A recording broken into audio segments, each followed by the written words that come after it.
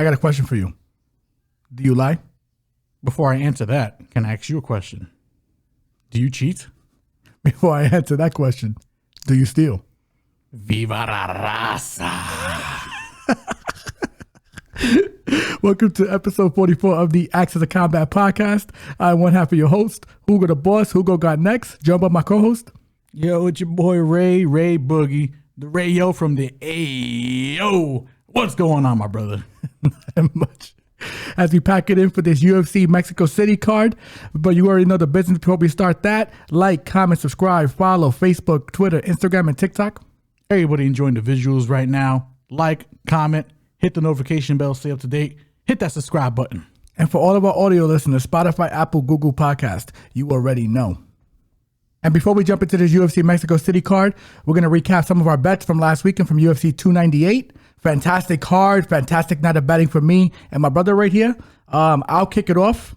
I'll start with my losers because I have so few. So we have Andrea Lee's money line, Henry Cejudo's money line, Jeff Neal's money line. Half a unit on all those bets, not the big bets of the night, which is really good.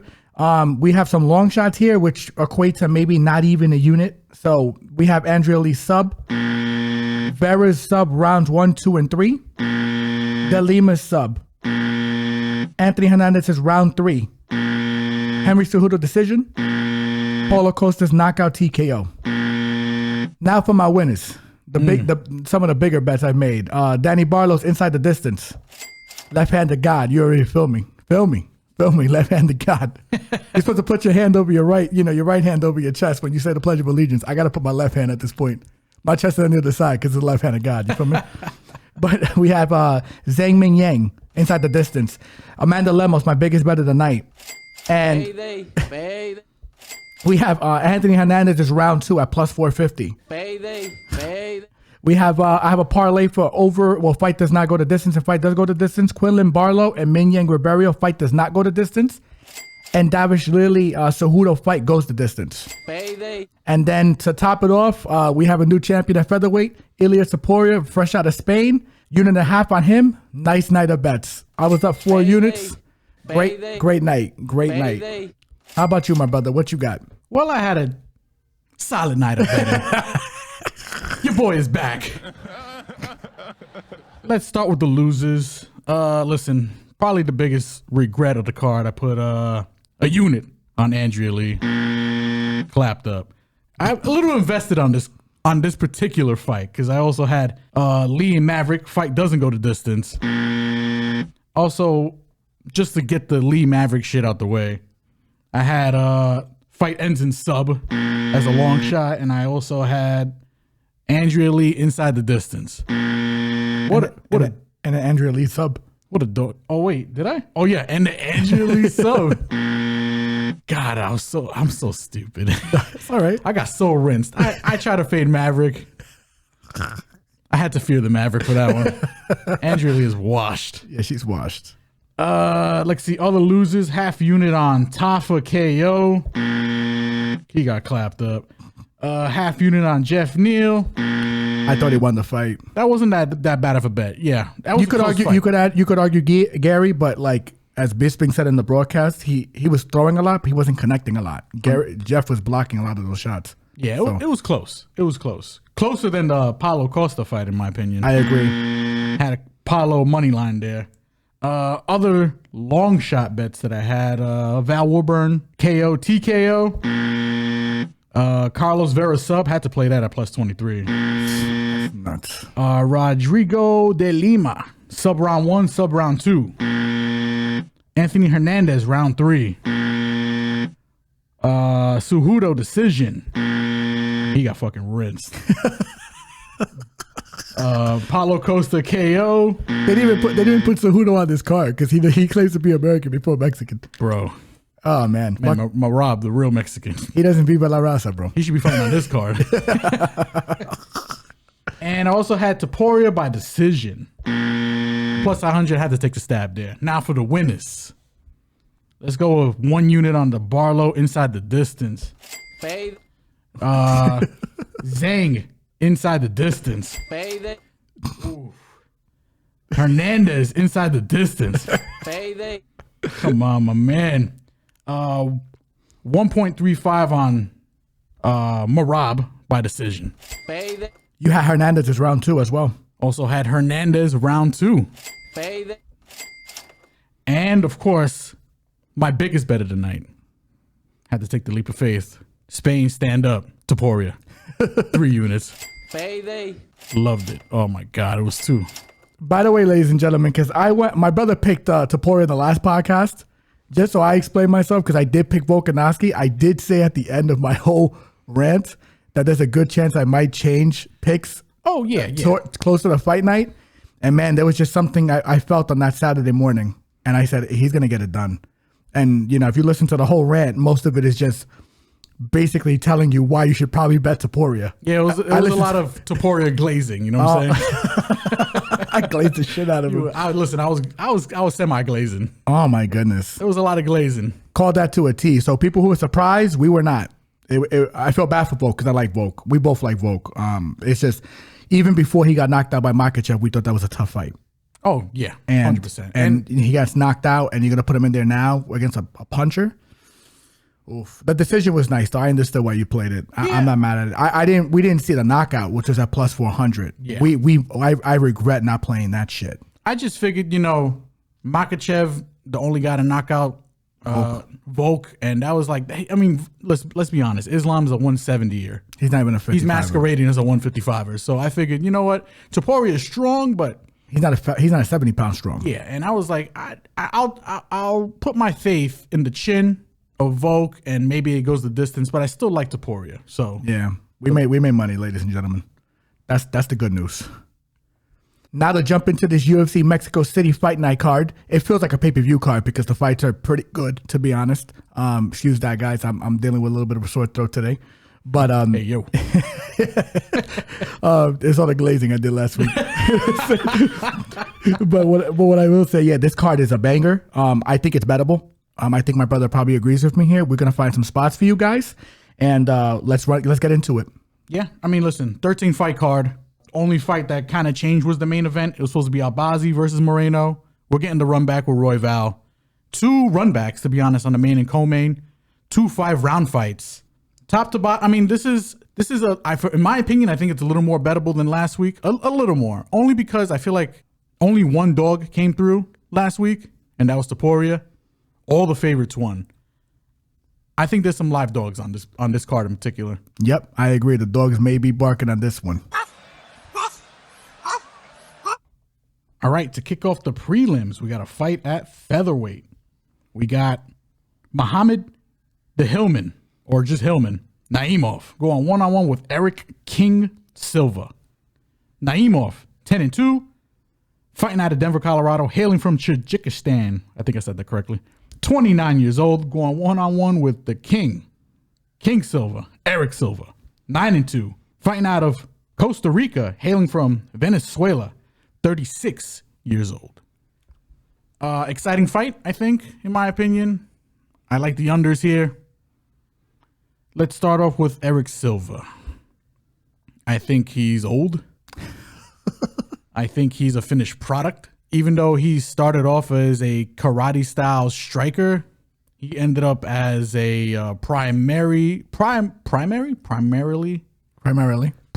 he ended up as a grappler.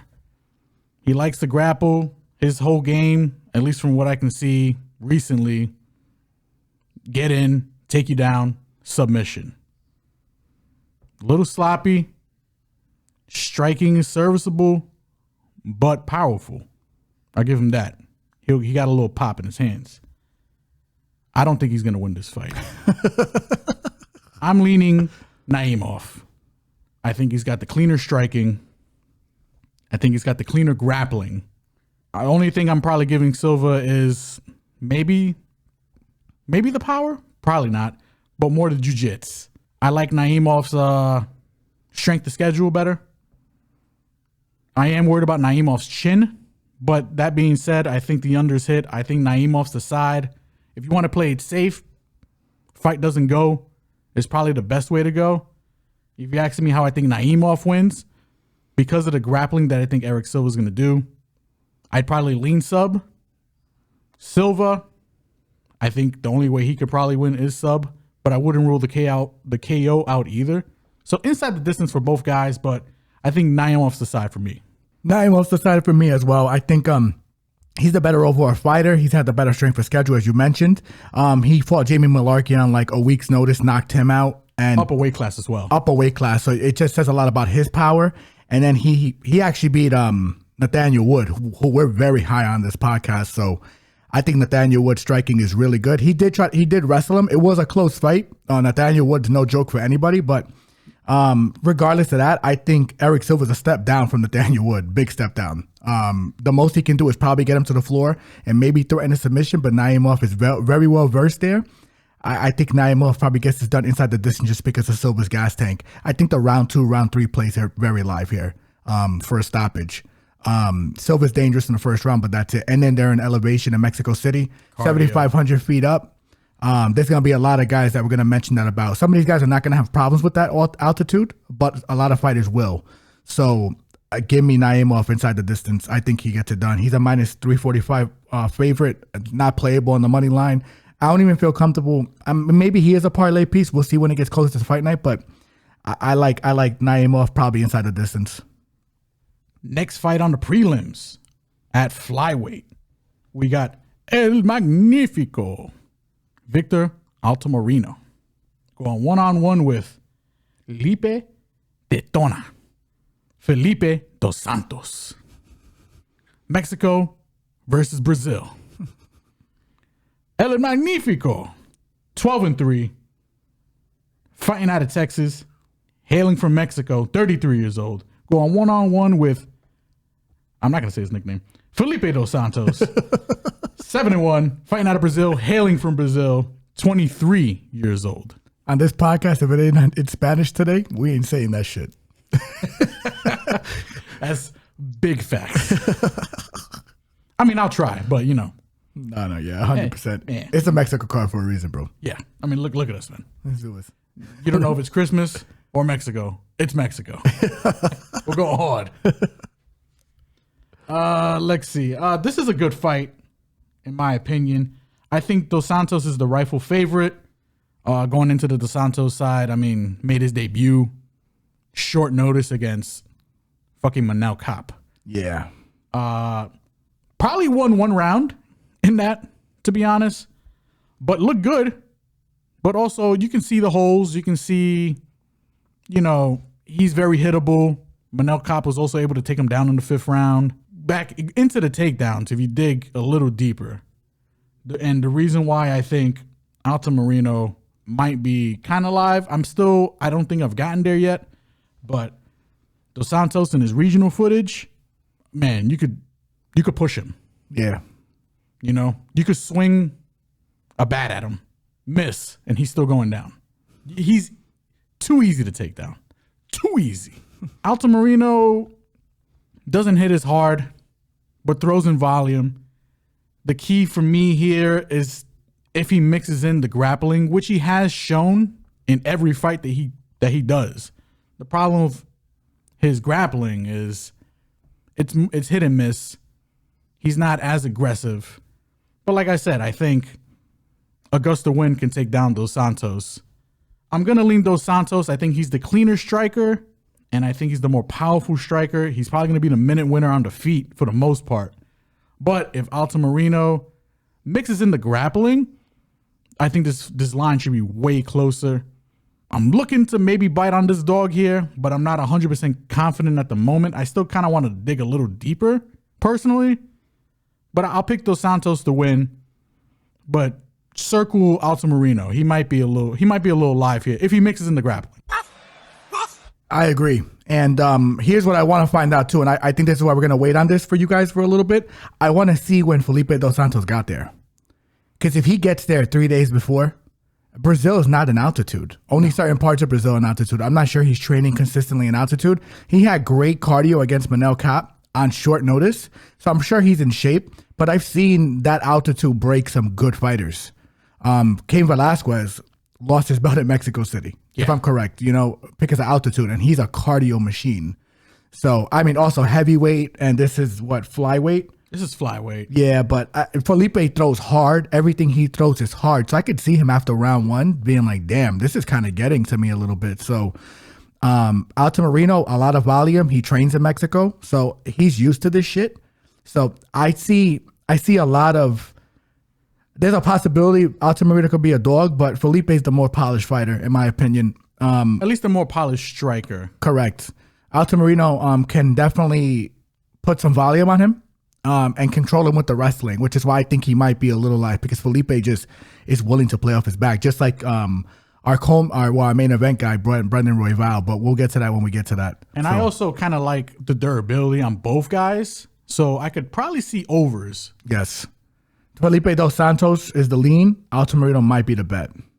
Next fight on the prelims, another fight at flyweight. We get a debuting lazy boy, Luis Rodríguez, going one-on-one with Psycho, Denise Bondar. Lazy boy, 15-2, hailing from Mexico, fighting out of Mexico, 24 years old, going one-on-one with Denise. I think that's how you say his name is Denise, right? Denise? I mean, that's a crazy name. Psycho Bondar. Who? 19-4 overall. Hailing from the Ukraine, fighting out of Ukraine, 31 years old. Let's talk about Bondar for a bit here. I think his debut fight was against Malcolm Gordon. I was waiting for the button. Ended up dislocating his arm in that fight. Next fight was against Carlos Hernandez. And in my opinion, Carlos Hernandez kind of put the work on him. This is the same Carlos Hernandez that got washed by Tyra the next fight, but correct. Bondar, in my opinion, he's decent everywhere. I think he's got decent takedown defense, maybe decent grappling, decent striking. He's one of those guys that I feel like he's in first gear, can get into second gear, but then gets stuck in second gear and doesn't know how to, he can't find that next gear. I think he plays around a little too much, especially in that Carlos Hernandez fight. Going to Lazy Boy here. A little low volume, but he hits hard. Decent boxer.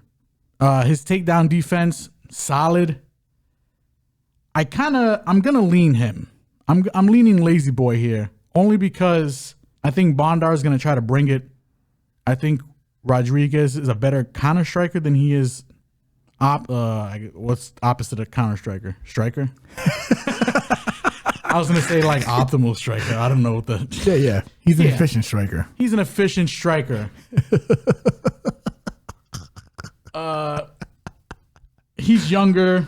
He don't got the same reach, but I think he hits hard enough, and I think he can stop any kind of grappling advances that Bondar wants to throw at him. I'll lean Rodríguez here, not with the most confidence, but give me the guy who's debuting over Bondar, who could be possible fraud. Possible. Yeah, and I'm gonna say, in regards to Bondar, Oh, brother, this guy stinks. I haven't been a fan of this guy. I don't think he belongs in the UFC, to be frank. I think, and I'm not trying to be too harsh. It's just if you look at his strength of schedule before he even entered the UFC, very questionable, man. A lot of bumps, a lot of guys that, would get rinsed in within a minute by most of the low-tier UFC fighters on the roster. With that said, this is arguably a 1-800-Gamblers fight because it's a guy who is not dependable versus a debuting fighter. I feel very strongly about not touching some of these fights, even though we did bet on Min Yang and Ribeiro, but I think, we did think Min Yang had an upside with the cleaner boxing, and we got it right. He knocked him the fuck out. He hit up Ribeiro bad. Yeah. I love that. He put Ribeiro in Ribeiro. You know what I'm saying? I think he gave him a burial. But yeah, he clapped this shit up. He did. And that was easy money, but this fight it's similar circumstances, but not the same skill level and not the same advantages, like distinct advantages. I can't trust Bondar, man. Stupid. I'm not going to let you get the chance. Not these pockets, man. This fight is borderline 1-800-Gamblers, in my opinion. I don't know. Listen, I might change my mind come fight time, but I as of right now, I'm staying away from this fight. Next fight on the prelims at lightweight, we got the Prince of Peru, Claudio Puelles, going 1-on-1 with the Smile Killer, Fares Ziam. I think that's his name, right? Fares. Yeah. Ziam. I think I got it right. The Prince of Peru, Puelles, 12-3. Fighting out of Peru, hailing from Peru, 27 years old, going 1-on-1 with Ziam, the Smile Killer, 14-4. Hailing from France, fighting out of France, 26 years old. Binary fight, in my opinion. Pretty binary. Puelles, you know his game. He just wants to get you to the ground and sub you out. By any means necessary. Knee bars, preferably. Yes. Recently, too. Yeah. Ziam, low volume kickboxer from France. He's making the travel to Mexico City over here. Great takedown defense. It's just super binary. I'm gonna lean Ziam because I think his takedown defense is probably gonna hold up. I think he can just play at range, stick and move on Puelles. He's got decent footwork. This fight might be the most boring fight on the card. You're not wrong. I mean, if you like the Puelles side, you're playing by sub because I think that's the only way he's going to win. He's going to be in a minute loser. Yeah, he's the moment winner in this fight for sure. Because considering how low volume Ziam is, Puelles is even worse. Correct. Puelles got decent leg kicks. That's about it. He doesn't know how to set up any kind of takedowns. He'll shoot for a single. And more recently, he'll just Imanari roll for your leg. I think Ziam is completely aware of the game plan here. And I think Ziam is the side, but not really interested in watching the fight. Maybe betting it, but we'll see. It depends on what kind of props drop. This fight probably goes over because Zaim's not really a finisher. I mean, I guess unsurprisingly, the finish side is probably on the Puelles side because, again, that's his only path to victory. But I like Ziam here for the win. I also like Ziam here. I think Ziam, his only issue is that when he gets to his feet, he likes to give up his back a lot. He has 3 losses by rear naked choke. But if you want the real, I think Claudio Puelles is, the Prince of Peru. I don't give a shit if he's the Prince of Persia. I think he's going to get... I played that game, and I think he's probably going to get his ass whipped in this fight. He's also very weak to the body. Yes, Ziam go, and you pointed it out to me, so I appreciate that. And I feel like Ziam goes to the body a lot, so I could see a stoppage here. I think round 2, round 3 is a stoppage possibly, but the thing is, Ziam couldn't finish his fucking cereal from this morning, so he's a born, like, he's really good, he's really lanky, he's really talented, but he does not finish his fights. The thing is, will Puelles be so exhausted in this altitude from shooting on him? True. That he's gonna get finished late. Like this altitude, I know people are like looking at me like this is not a big factor. We've seen great fighters crumble under this shit. Yeah, Mexico City's no joke, man. Even Utah, when Leon Edwards fought in Salt Lake City, it affected him, and they were in altitude, regular altitude, the third fight, and he looked like a different fighter in London. And it was at London, but it was not. It was ground level, So I think this altitude's a big factor. We're gonna see how these boys look, but I think there's a possibility this fight doesn't go. I like Ziam as a side, not enough to play his money line because he's a minus 218 right now, and he's a guy that can get subbed. But I think Ziam rounds 2 or maybe even round 3 for a finish is live. Give me Ziam though. Next fight on the prelims at flyweight. Man, we got a ton of flyweight fights on this card. They don't want ugly fights, bro. Nah, they want technical shit. They want really good technical shit. Especially in Mexico City, they want people to bring it. Yeah, they don't want heavyweights in this card because they're gonna get rinsed after a minute. Especially at elevation. Not by each other either, by the altitude, by the air, by gravity. There's a lack of oxygen up here. But at flyweight, we got Edgar Cháirez. Hopefully. Going 1-on-1 with Daniel Lacerda Dos Santos. I feel like we talked about this fight 3 times already. I think they haven't fought yet. This is like the 8th time they try to run this fight. Oh my goodness. The fight that no one gives a shit about.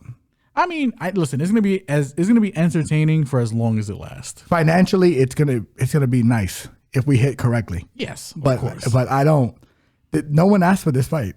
Like, this is the fight that the rematch, the rebooking that no one gave a shit about. No, this is the people's fight right here.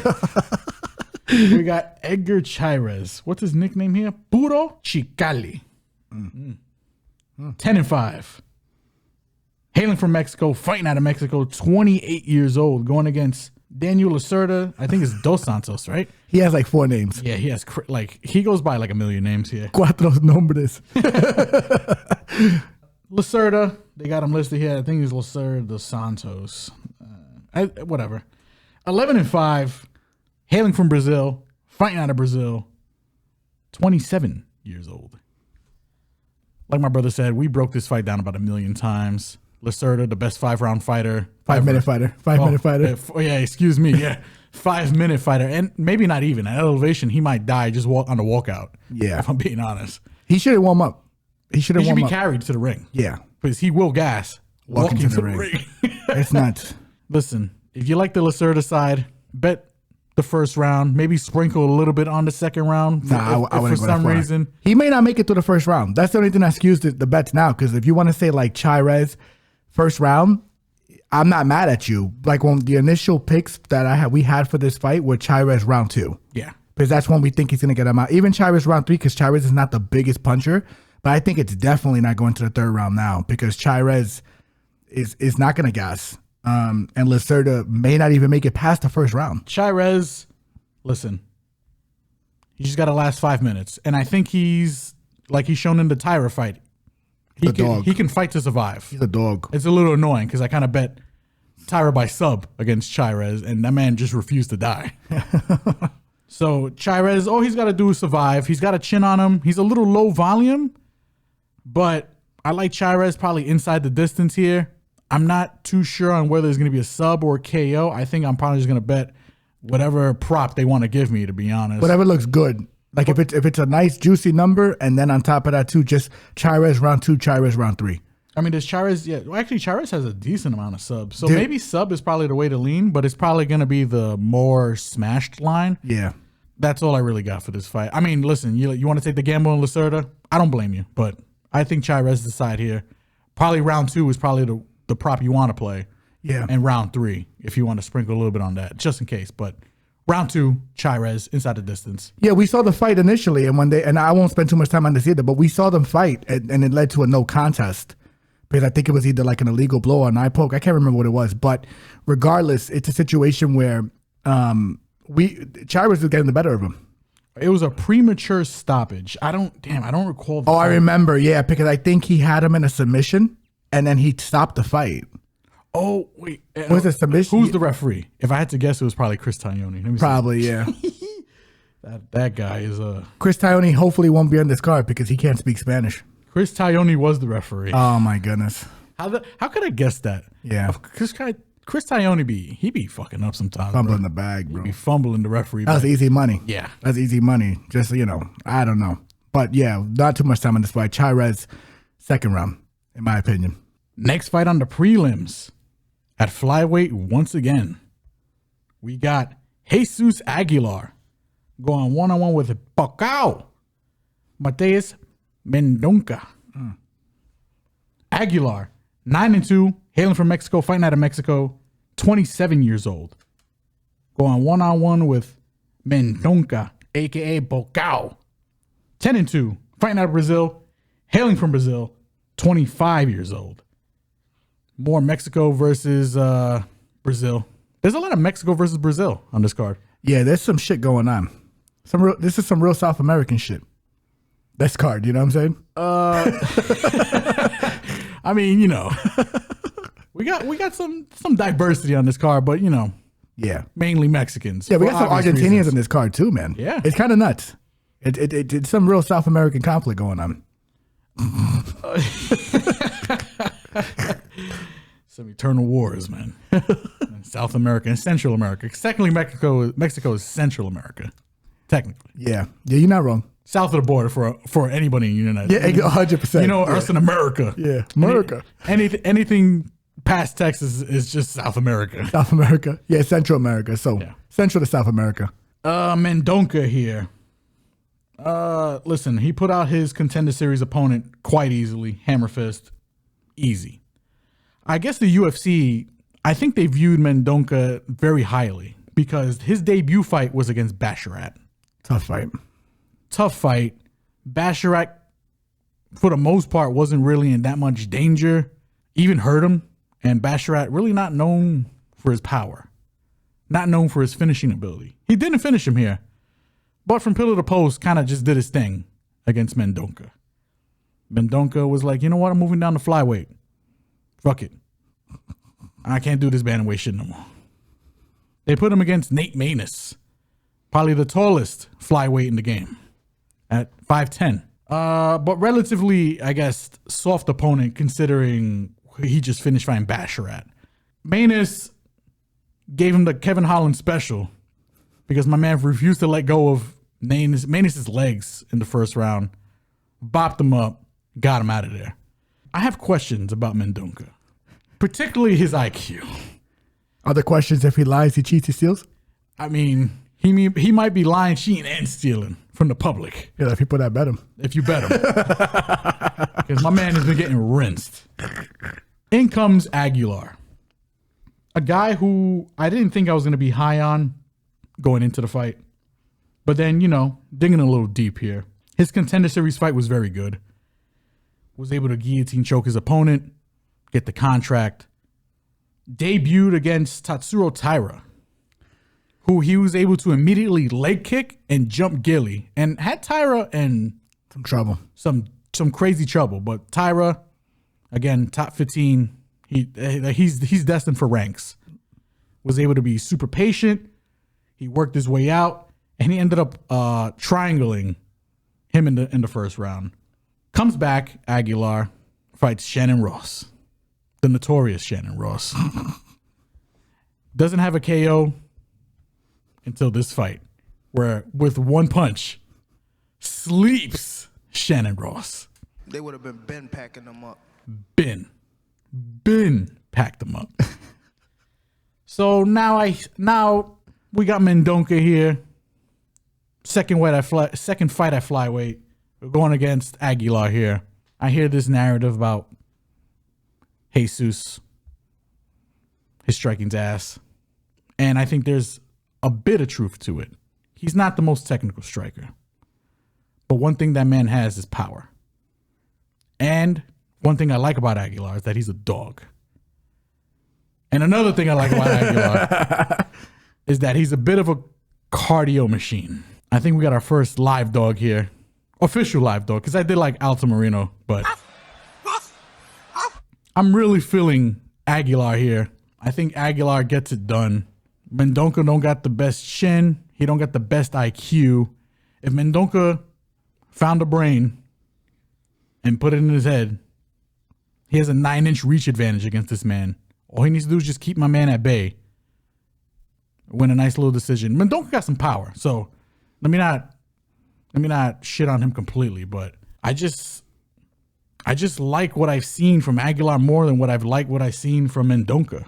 And I didn't think that going in, but I like Mendonça here, and not Mendonça, no. Oh, pause, no.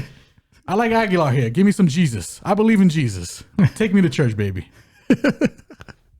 Yeah, Mendonça. I'm not impressed by your performance. I think the UFC had high hopes with this guy. He hasn't really shown it. I agree with you, horrid fight IQ. I think he makes very questionable decisions in there. And I'll keep it short because I think you hit all the points. Jesus, man, was a carpenter. They didn't tell us in the Bible. He was a carpenter. He was a prophet. He's also very good at fucking jiu-jitsu. So I know we're dressed up in red and yellow for, Mexico City, but Feliz Navidad, bitches. We're going with Jesus in this one. We're going with Jesus, bro. Feliz Navidad, motherfuckers. Next on the prelims at bantamweight, and it's currently constituted the prelim main event. We got Problema. Cristian Quiñonez going one-on-one with Raoni Barcelos. Problema. 18-4 overall. Fighting out of Mexico, hailing from Mexico, 27 years old. Going one-on-one with Raoni Barcelos. 17-5. Hailing from Brazil. Fighting out of Brazil.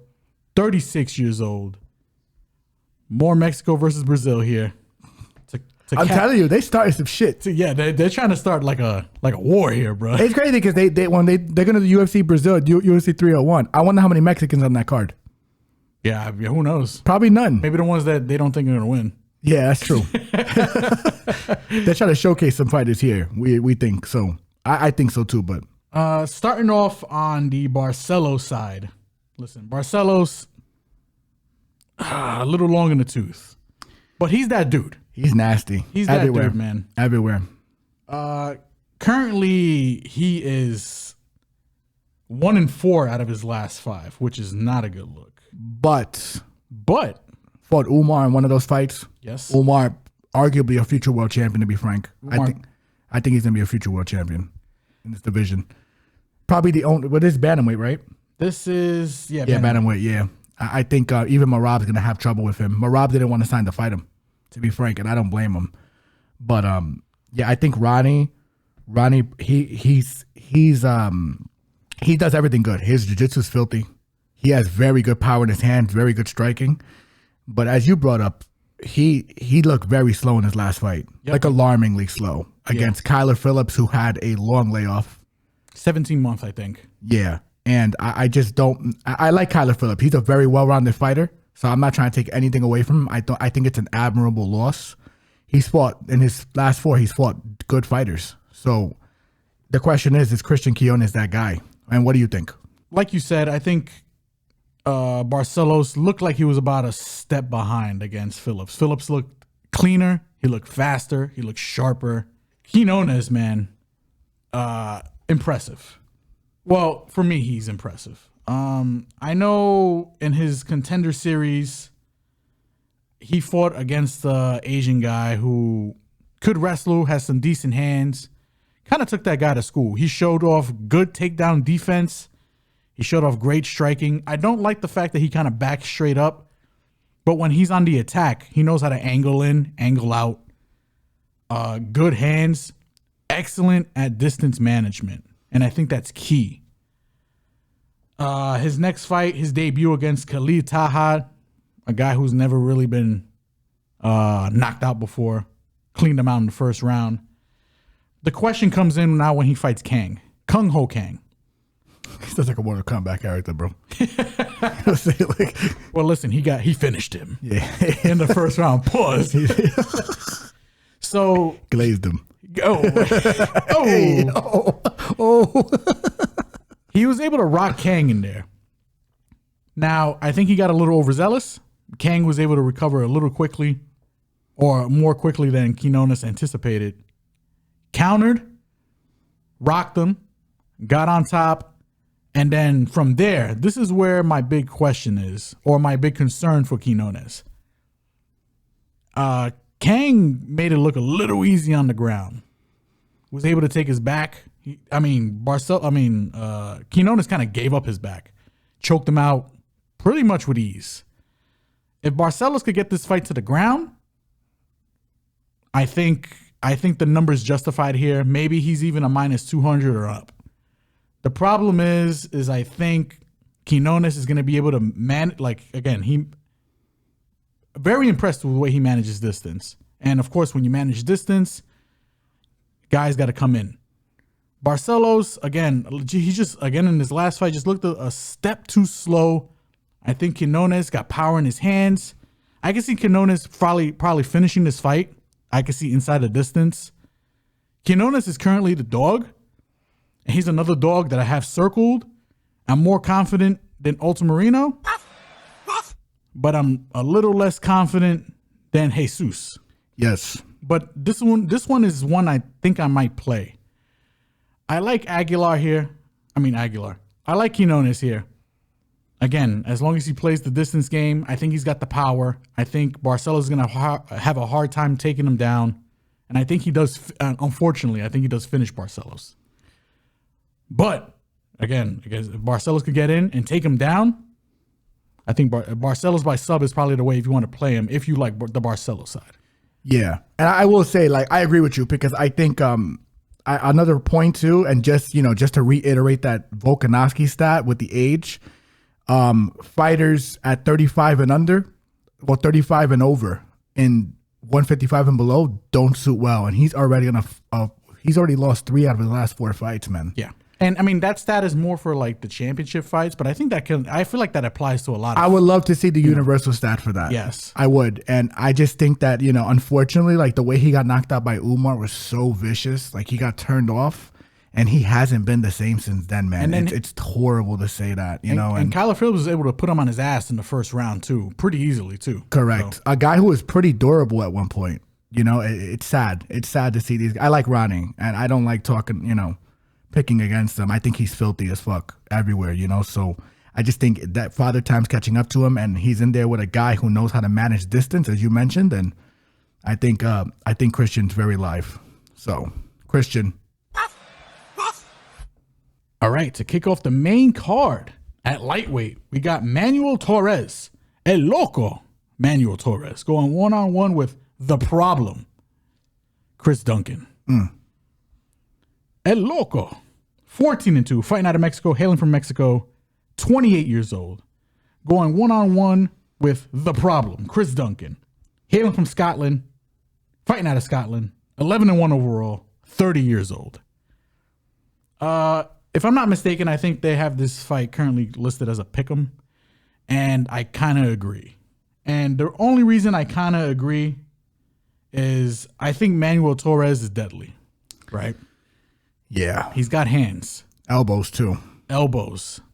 Rarely out the first round. He finishes a lot of his fights. He's violent.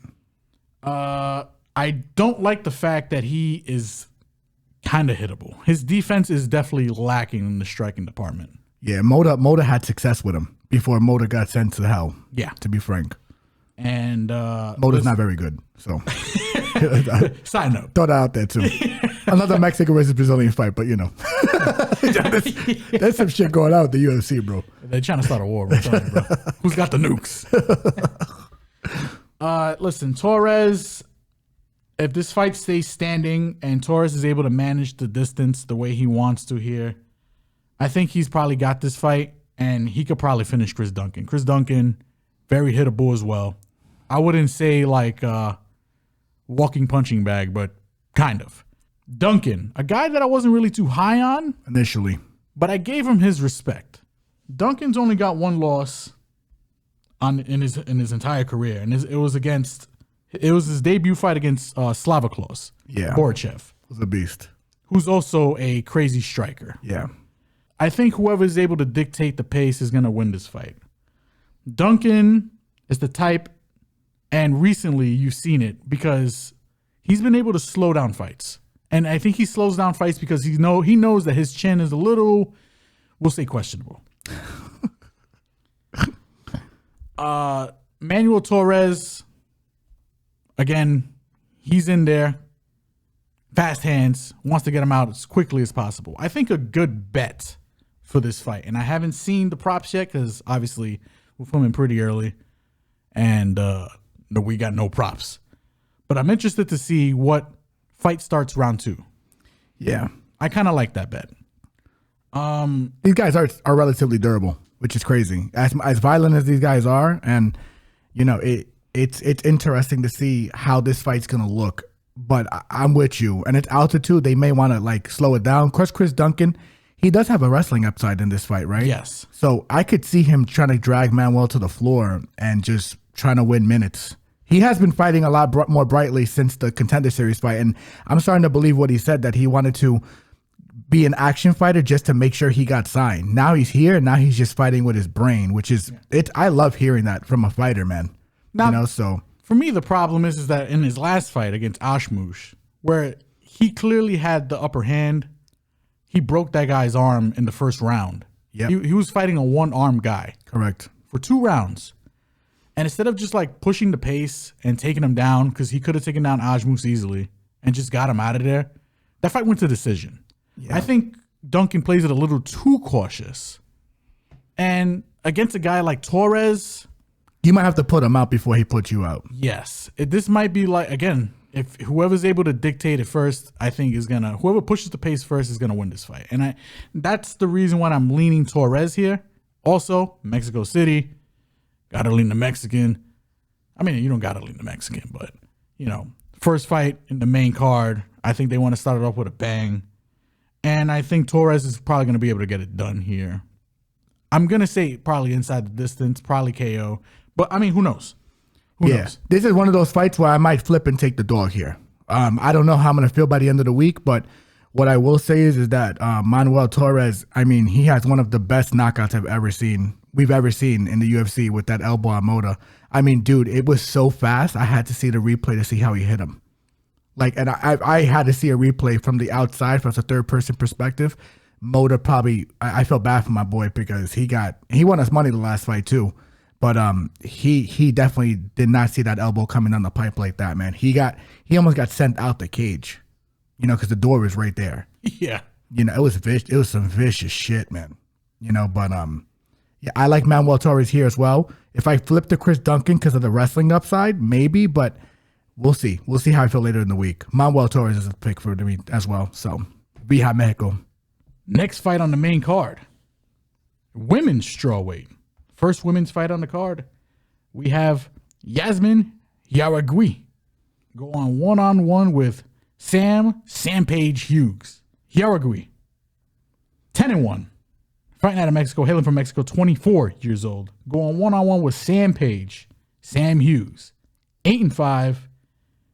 Fighting out of the good old US of A, 31 years old. By the time we had some North American violence. This is the first American on the card, right? I think so, man. Yeah. It's nuts. Listen, Jauregui, I think I'm saying that name right. Yazmin, biggest favorite on the card. For a reason. And I think probably rightfully so. Her striking, impeccable. I do question her chin a bit. Just a bit.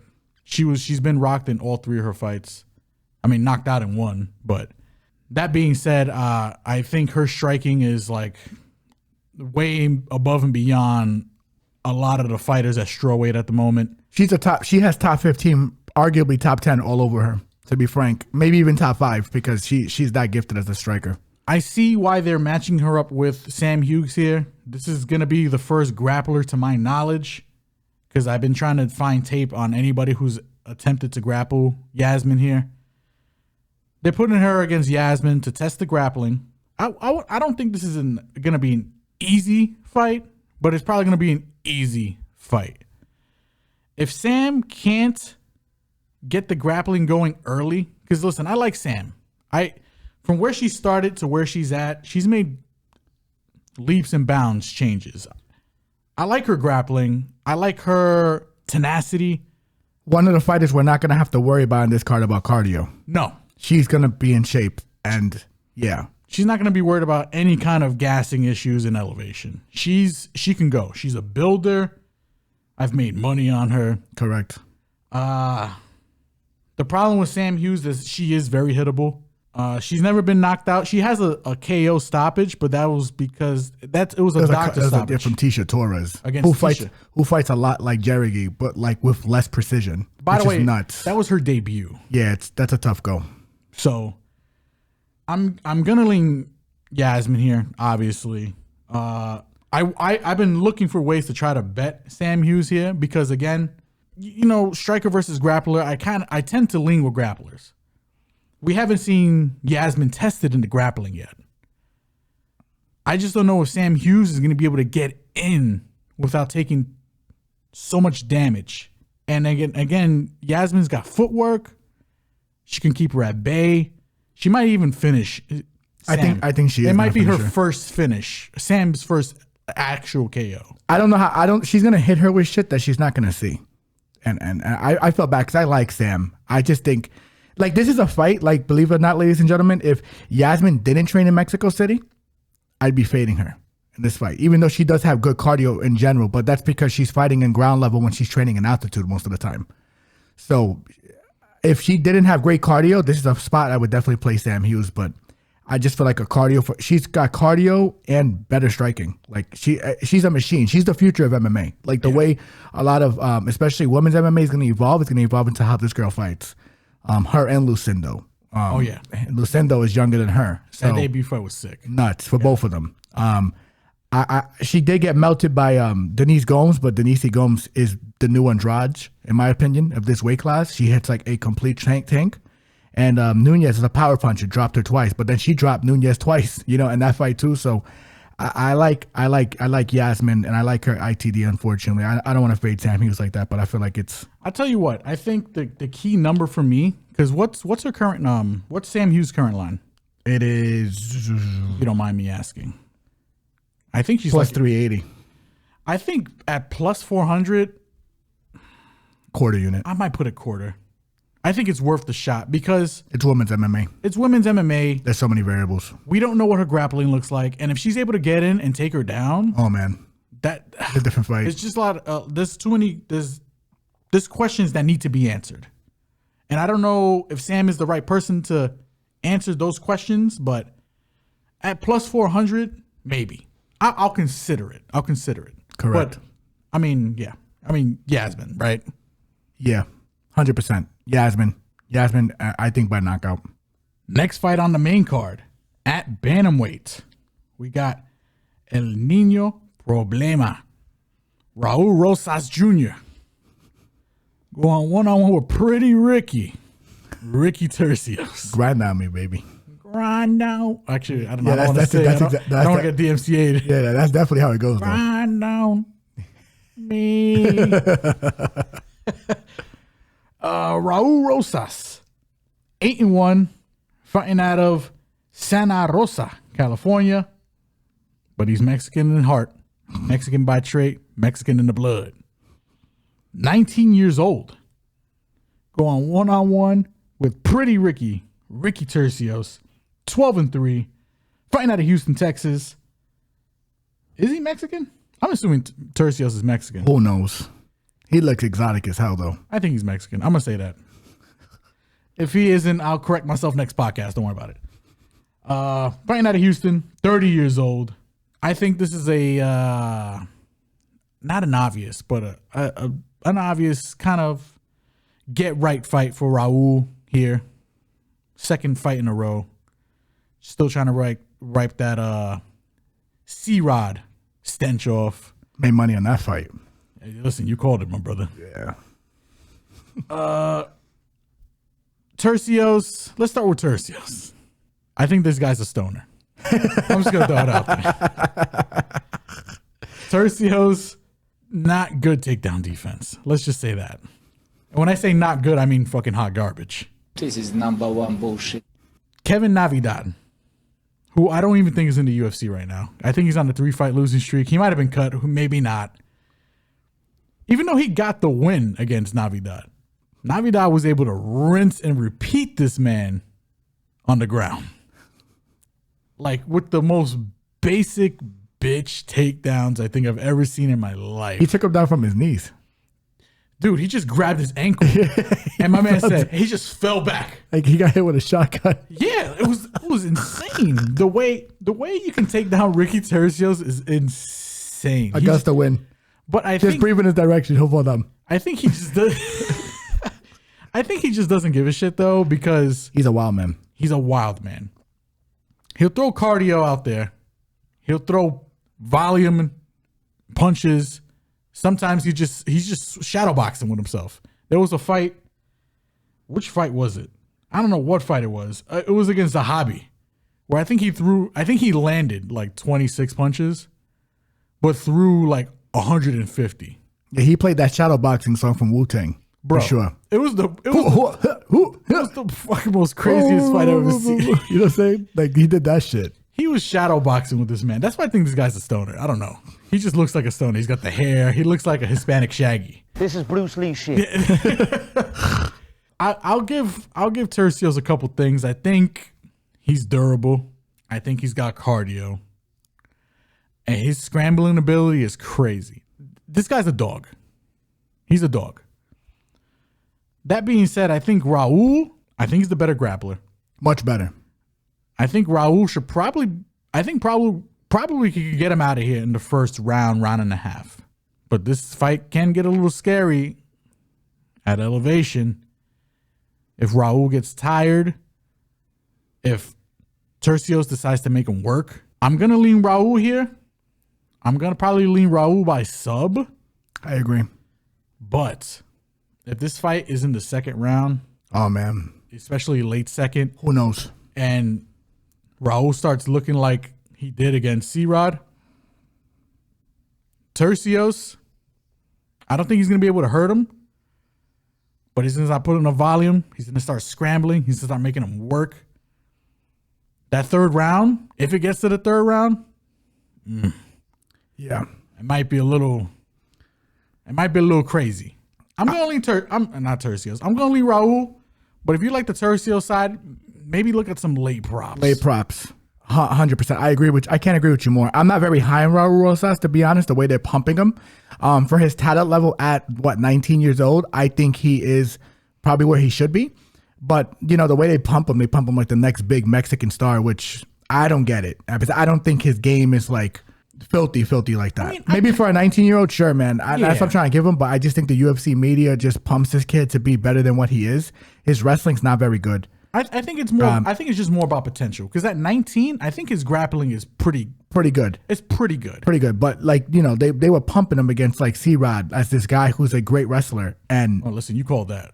even his last fight, like he's not a good wrestler. He's just not. And I don't want to sound terrible, but I mean, but he was able to do what he needed to do against a guy from fucking Alaska FC, though. correct. And here's the other thing too. You don't need to be a great wrestler to take down Ricky Tercios. That's why this fight is tailor made for him. So I think he's gonna get it done round one. Now, if the lines are juicy enough, because his sub prop might be crazy because his line is crazy. So I don't know if I'm gonna play him. I might just take a shot on Ricky Tercios round 2, round 3.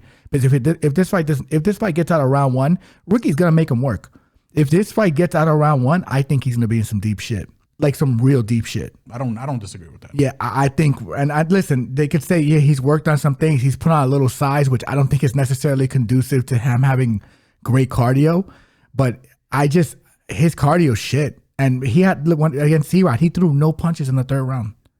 No punches. He was just surviving. So you're telling me that I want to see if he got there early. If he got there early, maybe he got acclimated. But it takes more than 2 weeks to get acclimated to 100 feet altitude. And for a guy with his style, where he kind of goes in to kill the first round, it doesn't matter if he even was there for 3 months. His style is just not conducive to that altitude. So if he gets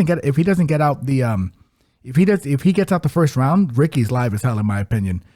Even if you don't take him, live bet spot, but I'm probably gonna play props. Ricky round 2, round 3, and probably by knockout because Raul is, you know, sane enough to like survive some submission attempts. Who knows? Just maybe play the round straight and just round 2, round 3 Tercios. And if they're juicy enough. If they're not lucrative enough, I won't play him. But he's a plus, what's his line? Like +2 something? I think it's like -2, +2 around there for both guys. Yeah, that's nuts. I mean, listen, just keep in mind. I mean, listen, +235. I'm not too harsh on Raul because again, He's 19. He's 19. It's just the way they pump him though. Like I think like, listen, just say he's a rising star, but don't. Like, you know, he was talking and he brought it upon himself. He was like, I'm gonna be the youngest champion ever. I'm like, bro, Yeah, he put a lot of pressure on you himself. are limited, bro. Yeah. I think we rubbed a lot of people the wrong way, you know, talking like that at like 18. So Yeah, like, let's stop. Even younger than that, to be honest, because he got signed as a minor. Right? John Jones wasn't even talking like that. No. John Jones just committed to the work. You know, and he's the youngest champion ever at 21. So I mean, I appreciate the confidence. I mean, listen, because Topuria was talking all that shit, but Topuria backed it up. yeah, but Topuria had the skills, and he's been wrestling since he was 4. Yeah. I mean, like, I wouldn't be surprised to see again big leaps in skill in between camp, right? in between camps. Like maybe Raul comes out patient here. You know what I'm saying? Yeah. And like I said, it don't take much to fucking take down Tercios. No. He could probably just lay on him, be patient.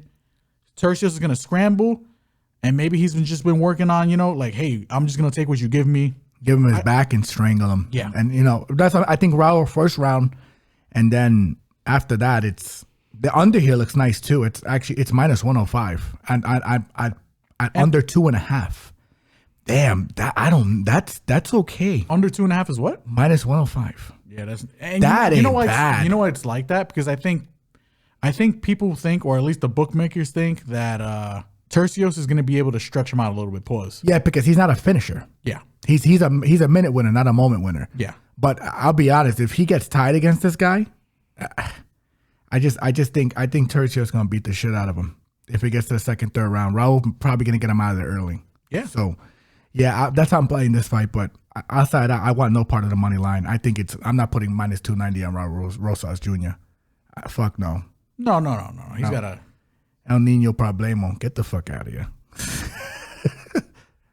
He's El Nino. He's not no problem. You know what I'm saying? Let's keep it 100. featured bout on the main card at lightweight. We got Daniel Golden Boy Zellhuber going one-on-one with Francisco Prado. Zellhuber, 14-1, fighting out of Mexico, hailing from Mexico, 24 years old. Going one-on-one with Francisco Prado, the pride of Argentina. Fighting out of Argentina, hailing from Argentina, 12-1 overall, 21 years old. I understand why they made this the featured bout. I think this is going to be a good fight. Two prospects. They're going to figure out who's ready for that next step, who's ready for that next level. Both guys got one loss. Both guys got their one loss in the UFC. Zellhuber came to Trey Ogden. Prado came to Malarkey. Both lost in different ways. I think for Zellhuber, it was more of the UFC jitters, the debut jitters. Because I think if they run that back, I think Zellhuber probably does what he needs to do against Trey Ogden. Credit to Trey Ogden, though. I mean, like, he's one of those guys that goes in with a game plan, whatever. For Prado, went against a good gatekeeper. Malarkey. Malarkey was able to establish the grappling early, held him down, beat him up a little bit, and just kind of had Francisco thinking about the grappling and was able to kind of keep Prado at distance, piece him up. It was one of the better fights from Malarkey in a while. I think Zellhuber probably wins this fight, but at the current odds that they have it at, I think I kind of like Prado's numbers a bit. I don't know if I'm going to get to the play, only because for Zellhuber, I think he needs to mix in grappling against Prado. Zellhuber is not the type to proactively grapple, at least from what I've seen in his most recent fights. He's not a proactive grappler. I think if he's able to proactively grapple here, I think he covers his line, and he probably could get Prado out of here by sub because of his lankiness, of his craftiness. I think he's the better grappler, and I think he's got the better jits. Prado's got good jits, though. But I also think Prado is going to be the more durable of the two. I think for my money, is probably the more powerful of the two. And if you tell me, if I kind of cap this fight probably being maybe 75% most of the time, it's going to be standing up. And that's probably at minimum. I think this fight is going to be a primarily striking fight. I would like to see them weigh in. I would like to see them face off because they currently got their dimensions very similar. In my brain, I keep thinking Prado's smaller than what he is and Zellhuber is taller than what he is. I think Prado is live. I think Prado, because I think to get to Prado, you got to mix in the grappling. And if you don't really mix in the grappling, I think it's just a matter of time. Prado is going to lean on his chin, get on the inside. Zellhuber, questionable chin. Gets hit a lot. He does get hit a lot. Hasn't been knocked out, obviously. Real Mexican style. This is a great fight. It's an excellent fight. It's a great fight. I'm still on the fence. I think Zellhuber wins, especially if he mixes in the grappling, but Prado, I think, is live.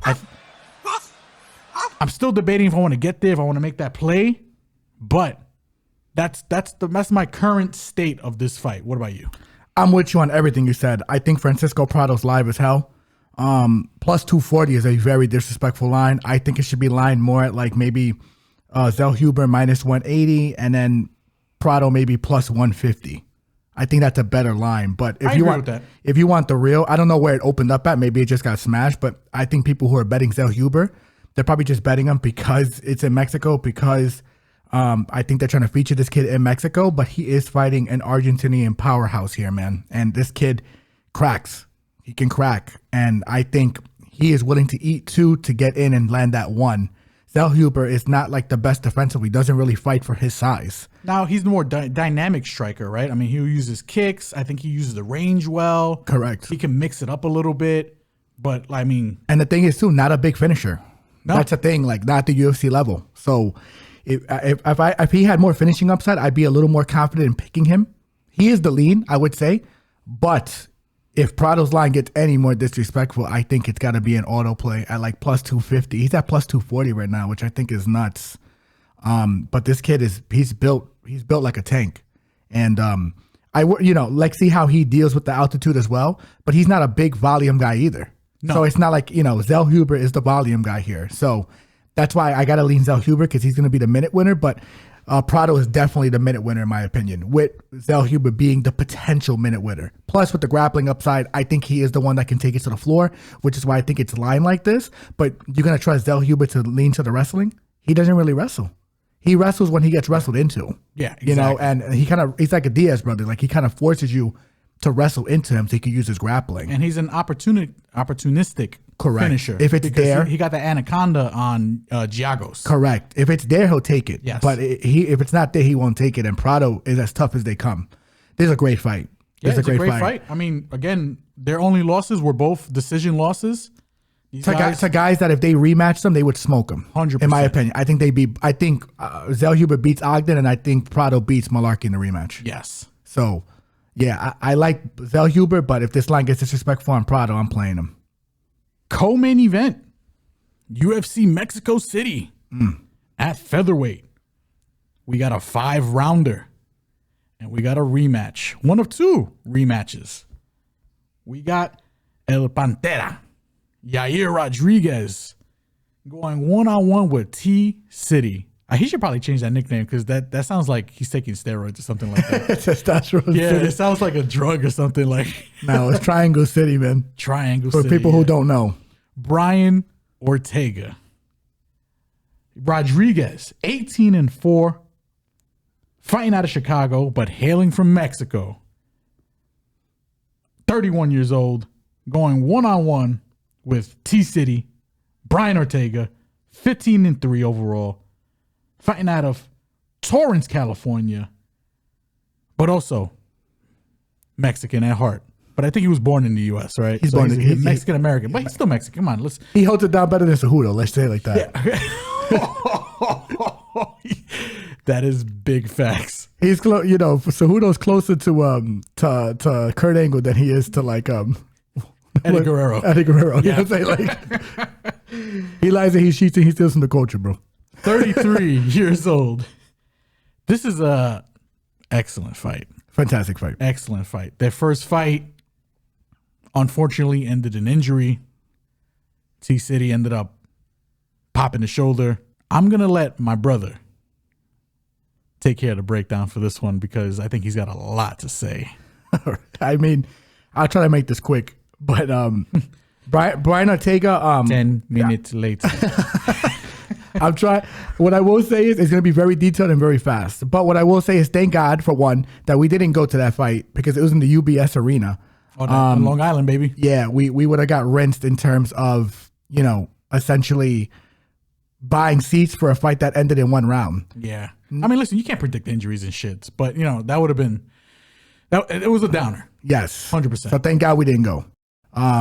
What I will say is that Yair, when he got that, he locked in the submission, the armbar. So you have to give Yair a degree of credit for locking in that armbar on a very good submission grappler who was yanking his arm out and winded up popping his shoulder. Now, Brian Ortega's been out for about 2 years now.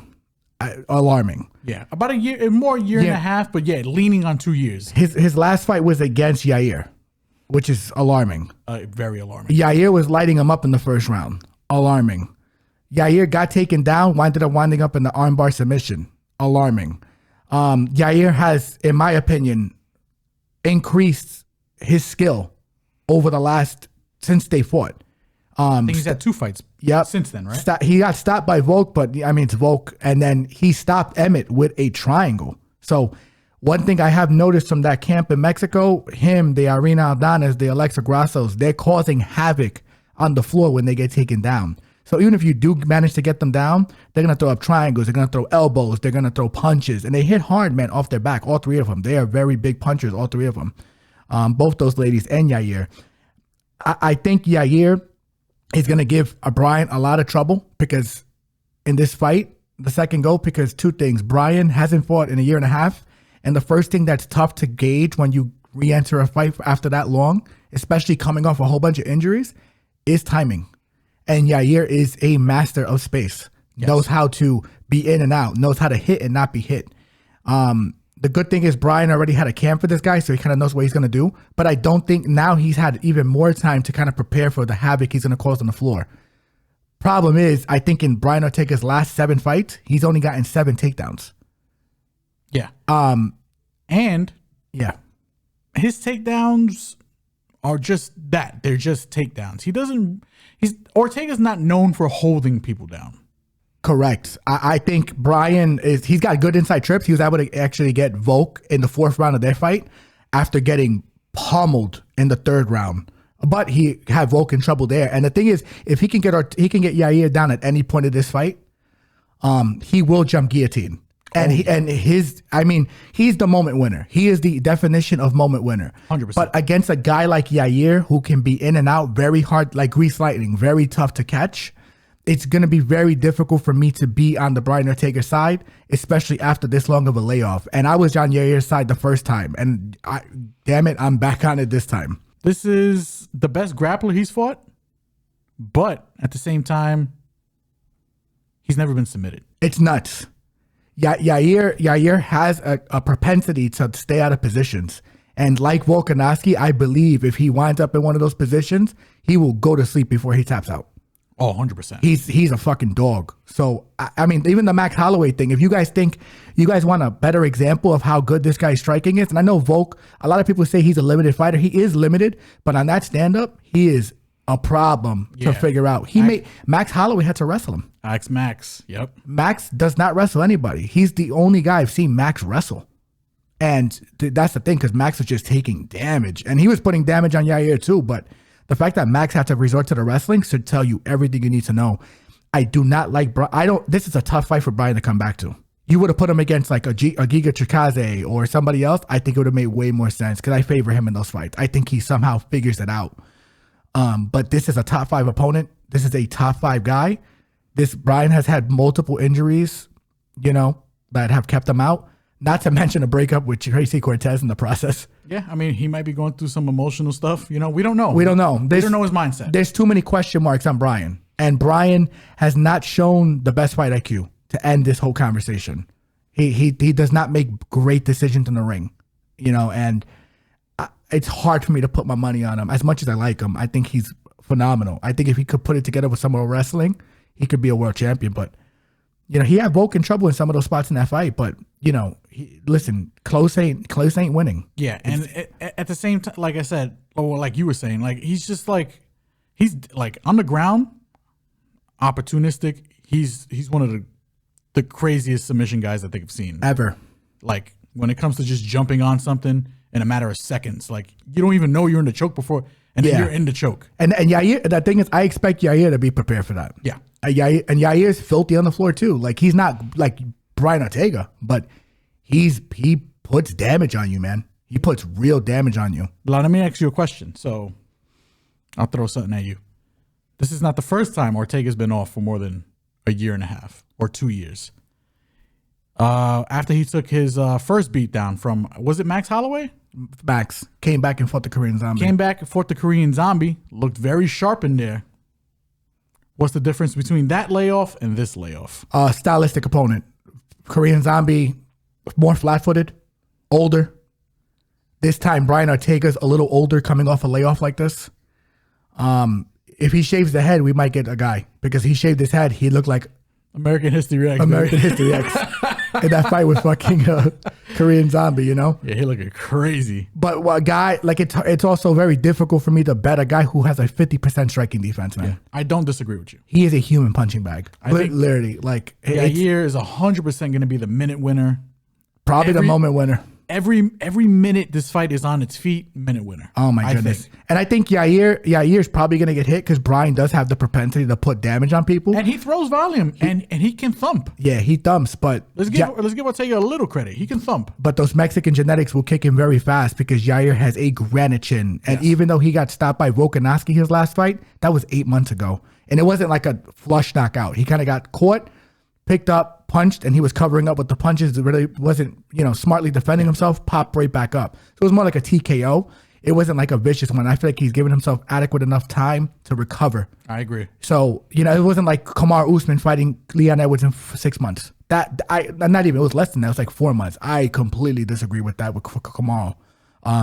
But this is not even the same scenario. I just think Yair and he's at home. Oh my goodness. And let me just pose one more question. This is a 5-rounder. So you would think logic dictates that might favor Ortega. Correct. Now, what say you? What do you think about that? I agree. Because it does favor Ortega, just not enough for me to get on his side. Because Ortega has only been stopped by Max, and it was because of his eye. He's not going to get subbed. Who knows? He might get hurt and subbed here. Who knows, right? Because Yair can throw up a mean triangle. He can get hit. He can hit him with an elbow and just throw up a triangle on him, and then Brian might pop his shoulder out again. Yeah. I just think that if Brian was a little more active, I'd be a little more on his side. But I didn't pick him last time in 5 rounds, and that was the main event at UBS. So I'm not going to pick him again here. I think Yair tees off on him, and Yair might knock him out. But the money line, in my opinion, is like at minus 160 right now. I think that's playable. At 165, I played him at minus 162 when the line dropped. It hasn't moved much since it dropped. I took a unit on him. I might get another unit on him before this week is over. I think just to sprinkle a little more knowledge here, I think if you do, for some reason, I don't blame you because Ortega's a bad man. If you do favor the Ortega side, submission. I feel like his only path here is sub. So instead of betting the money line, probably bet the sub. Correct. You probably get a better number. It's a little more riskier, obviously, because he's already a dog. But I think sub is probably his only path to victory here, in my opinion. Because again, when it comes to the stand-up, my man is kind of 50% striking defense. He's kind of a bag. Yeah, it's crazy too because these guys are so good. But they're the second tier after Max, Volk, and Topuria. All 3 of those guys beat 2 of those guys beat both of these guys. Yes. And Topuria, you want the honest truth, probably stops both of them. Yes. I'm gonna be honest with you. So no doubt that one of these guys is gonna get a title shot next. I don't like their probably after Max and or Volk. I don't like their chances against Topuria at all. Who's got the better chance against Topuria? Probably Yair. Probably. It depends because you want the real they just can Brian can wrap up his neck. He can wrap up anybody's neck in this division. You're not wrong. But I just think Topuria is striking. Oh my goodness, his footwork. Oh my goodness. Oof. Oh my goodness. Yeah. So I don't like either one of them against them. The only one that can beat him in this division is Max. And you want the real? I put a quote tweet out a couple of years ago that Max, Topuria, a year ago that Topuria will be the only one to beat Volk and Max, and I'm going to stay true to that. I think he's the only one that can beat both of them. So, yeah, regardless of that, this is a great fight. I think Yair at home is going to be insane. It's going to be insane. They started throwing garbage the last time he was there at their opponent, at Jeremy Stevens. Mexico's going to be nuts. It's going to be nuts. And this fight is perfect. They're not going to throw, I don't think they're going to throw garbage at Ortega because Ortega's Mexican too. Yeah. And he holds it down. He's about it with the Mexican culture. So, I just like Yair here, man. I think Ortega's he's gonna have a tough go in this one, unfortunately, because I like him too. So, UFC Mexico main event once again at flyweight. It's like about 7 flyweight fights on this card. We got another rematch. The Assassin Baby. Brandon Moreno going against Raw Dog. The best name in MMA. The best nickname in MMA. Did he say you got to live up to the name in his last press conference? You got to live up to the name, right? That is hilarious, bro. Brandon Royval. The runback. This is 2. The Assassin Baby Moreno, 21-7-2. Fighting out of Mexico, hailing from Mexico, 30 years old. Going one-on-one with Raw Dog, Brandon Royval. 15-7. Fighting out of Colorado. But another Mexican, baby. 31 years old. Excellent fight. Great main event. You could interchange the co-main and main. This one's I don't. You know what? Yeah, you're right. You know why I think they made that co-main a co-main? Because this fight is actually for the next guy up, in 100%. my opinion. Well, I mean, I think both fights are technically. No, I think Max or Volk is going to get Topuria next. Max is probably the next guy. Yeah. You're not wrong. But they're lining up the next fight. I mean, the fact that they made the co-main a 5-rounder is nuts. They're giving it respect. Yeah. They're giving that fight respect. The fact that Yair even signed up for that, probably understanding the danger. Yair's a fucking savage, bro. Yeah. I mean, Ortega's a savage too. Yeah, man. both of these guys. It's a 5-rounder, man. That's good. On a 1.5 layoff. Yes. Yeah, but this fight. This is another fight where this one's got me on the edge of my seat because I like both guys. Yes. And I think Moreno is the side here. But man, Royval, his striking is crazy. And like he's just so dynamic. And I wouldn't even say that. I was gonna say the finishing upsides on the Royval side. I think that's cap. I think both guys. Another fight that ended in injury, right? Ironically, an arm popping shoulder. out, which is insane. This should just be the armchair Olympics for this card, for the co-main and main. Like, it's crazy. Yeah, like an arm wrest Olympics rather. Like both of these guys popped their shoulders out, and ironically, it not only is it that they popped their shoulders out, it was the first fight against the same opponent. Yes. So Brendan got into a grappling exchange with it's Brendan and Brendan. That's why I got confused real quick. Brandon Royval, Brandon Moreno. Moreno got into a grappling exchange with Royval, and during the exchange, Royval's shoulder popped out. Brendan got into a grappling exchange with Brendan, and then Brendan popped the shoulder out. Which means Brendan won, which is crazy. But lost. But what I will say is that I think Moreno has made bigger leaps and bounds in his game. 100%. He fights at altitude. He's already training in altitude here. And by the way, and this is one of those fights where I don't think that will matter because I think Raw Dog is ready. He was pretty much staying in shape after losing to Pantoja a couple of months ago. Quick turnaround. I don't like that because he did take a walloping in that fight from Pantoja. Yeah. The other things I do see, I think Moreno is a little more driven because he's had a longer layoff after losing to Pantoja. They both have the same opponent too, which is ironic. Man, the top 5 in flyweight, they've been fighting and fucking up each other, man. It's been crazy. It's been fun. Yeah. It's been fun because they've all been great fights. But I think Brendan, the better striker, in my opinion, the more crisp striker, fought the biggest puncher in the division in Figgy before he left and was able to take his shots, get back up, and then win 1 or 2 of those fights. I mean, knocked him out. And then knocked him out and then subbed him in one of those fights. So he's made, and Figgy's no joke on the floor. No. Brendan is going to be bigger than Brendan. Royval's going to be bigger than Moreno. Okay. But it's one of those situations where I think Brendan is going to be able to handle the wrestling exchanges with Roy. I'm going to say Brendan so bad with Royval, but I also think that Royval has some deficiency in his striking range. Pantoja pressured him. I don't know if Moreno's going to do the same thing. I think Moreno can beat him from both ranges. I think Moreno can beat him from the distance range because I seen him pick apart a good striker in Kai Kara France. I know you're not very high on him. No. Which is, I think he's filthy because we faded him in that fight. We faded Moreno. We were wrong.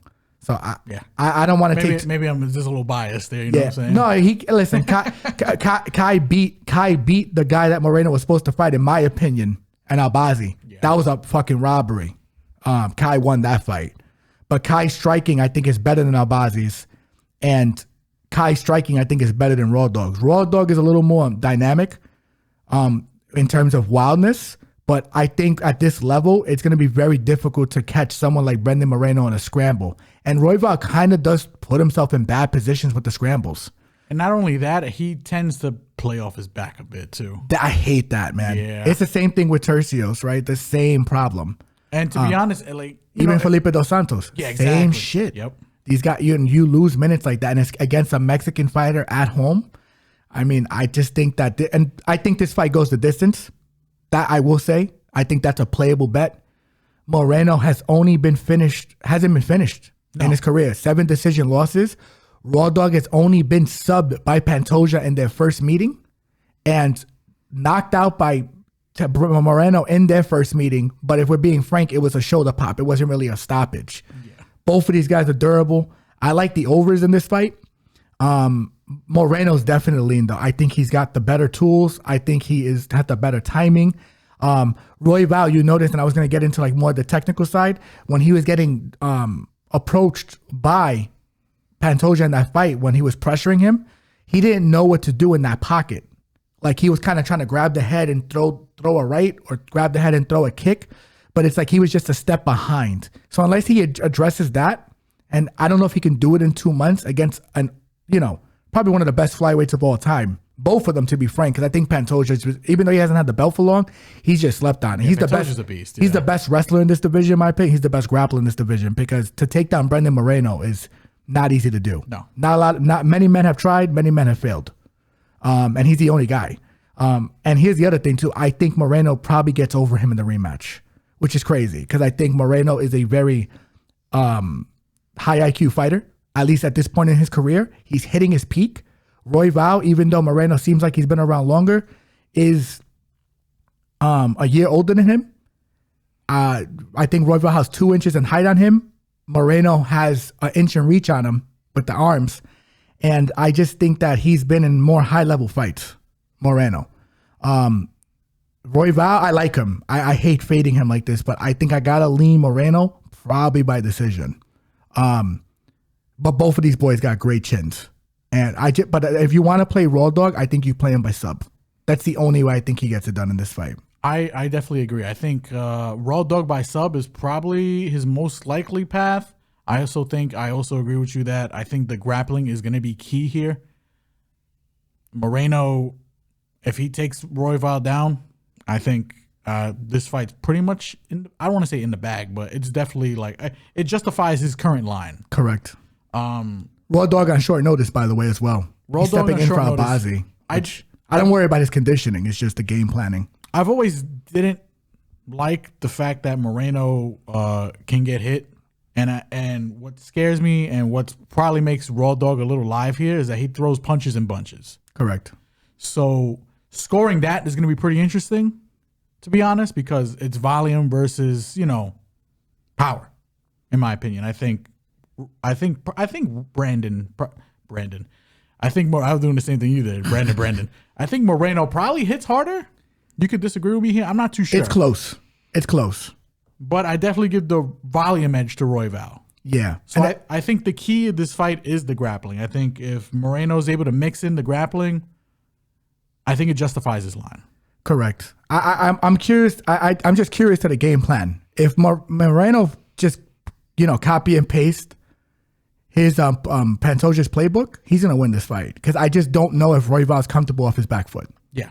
I don't. Whoever dictates the pressure this fight's going to win this fight. And it'll be pretty interesting to see because, hey, maybe this is the fight that Royval doesn't play off his back. Correct. Maybe this is the fight Royval gets up. Yeah. And he's like... Or stuffs the takedown. Yeah. And if that happens... We got a fucking fight. We got to fight. But what I will say too, Matt, and I stand corrected from my previous statement just now, whoever dictates the pace of this fight, dictates the pressure of this fight, wins the fight, not necessarily, because I think Moreno can win at range. Like he just makes better decisions. I agree with that. In space and in moments. So it's a tough fight for Brendan. I didn't want to Brendan. Royval. I just don't like it on short notice, and I think with a full camp I'd feel a little better about him. But I don't like this. I don't like it at all. I like Raw Dog a lot. Yeah. I don't like to Raw Dog, but hey man. Protection first, know what I'm saying? Yeah. Always carry that thing on me. Yeah, I don't carry guns. I don't like guns. I don't like guns. But what I will say is he's I like Moreno here. UFC Mexico, man, that pretty much wraps up the card, top to bottom. I think this card's gonna be a fucking banger. The main and co-main, I hope they live up to all the expectations. I think this card is gonna have a lot of finishes. I think some dogs are definitely live. Some favorites are going to go down. This is not going to be a repeat of 298. I'm excited, man. I'm excited. But, we also got, another card on the horizon. Yeah, and before we jump into that too, that card, we also have boxing this weekend. We have our fellow Puerto Rican native of New York, Edward Berlanga, fighting this weekend. Berlanga's fighting? Yeah, not very high on him, to be frank. I respect him. I'm going to hold it down for the dude because he's body. Gotta. I got to see who he's fighting. He should win because I feel like the zone is matchmaking him a little better. Is this his first fight on the zone? Yeah.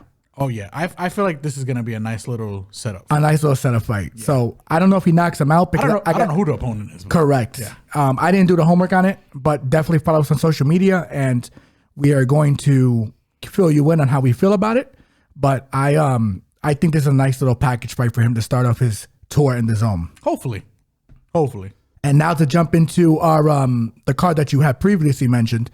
Bellator, PFL, Night of Champions. I don't know what the hell they're calling it. Champion versus champion. In Saudi Arabia. Yeah. Great card for Bellator and PFL.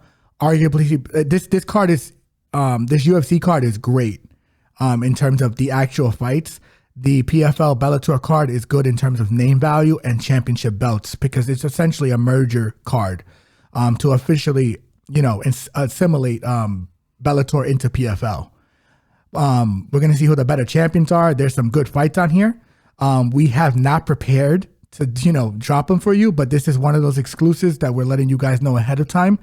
Please follow us on those social media platforms because we're going to be releasing bets for this card as well. This card has got a lot of good plays, a lot of places where we can make some money, and we're going to entertain the shit out of it because it is a fun card. Oh, I think it's going to be a fucking phenomenal card. I mean, it was a better card, but 2 fights fell out. One early, the Jason Jackson fight.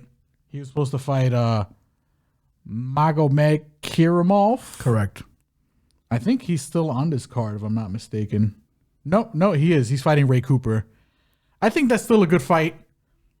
But the fight that just fell out recently is it Jesus Pinedo or Jesus? I'm going to say Jesus Pinedo in the Pitbull fight. That's a great fight. That fight I was actually looking forward to a lot. That one unfortunately fell out. Yeah.